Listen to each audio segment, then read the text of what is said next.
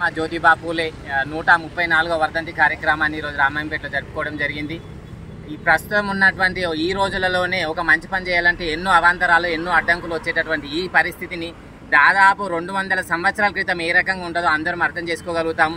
ఆనాడే మానవాళి ప్రపంచానికి రాబోయే వందలాది సంవత్సరాల కాలంలో ఎటువంటి సంస్కరణలు అయితే అవసరమో ఆ రోజు ఆయన ఊహించి ఆ సంస్కరణ తయారు చేసి ఇప్పుడే ప్రపంచానికి అందించినటువంటి మహానుభావుడు జ్యోతిబా పూలే.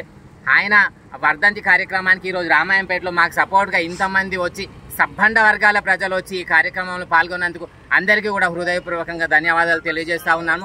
అలాగే మహాత్మా జ్యోతిబా పూలే ఆశయాలను పుణికిపుచ్చుకొని నేటి మానవ సమాజానికి ప్రతి ఒక్కరు కూడా తన వంతుగా కొంత సహకారం అందించాలని ప్రతి ఒక్కరికి విజ్ఞప్తి చేస్తూ వేడుకుంటూ ముగిస్తున్నాము.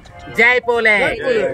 ఆ రోజులో కూడా ఒక మహిళలను సరైన గౌరవం దక్కించడానికి,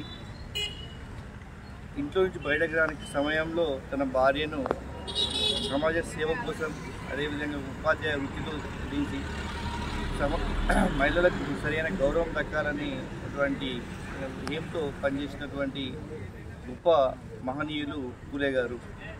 ఈరోజు ఆయన వర్ధంతి సందర్భంగా ఆయనకు ఘన నివాళులు అర్పిస్తున్నారు. అదేవిధంగా ఆయన ఆశయాలను కొనసాగిస్తూ ఎల్లవేళలా వాళ్ళను స్ఫూర్తిగా తీసుకొని సమాజంలో రుగ్మతలను తొలగిస్తూ మనం రాబోయే తరానికి మంచి చేకూర్చాలని కోరుకుంటూ ఈరోజు పూలే వర్ధంతి సందర్భంగా అందరికీ ధన్యవాదాలు. జై పూలే.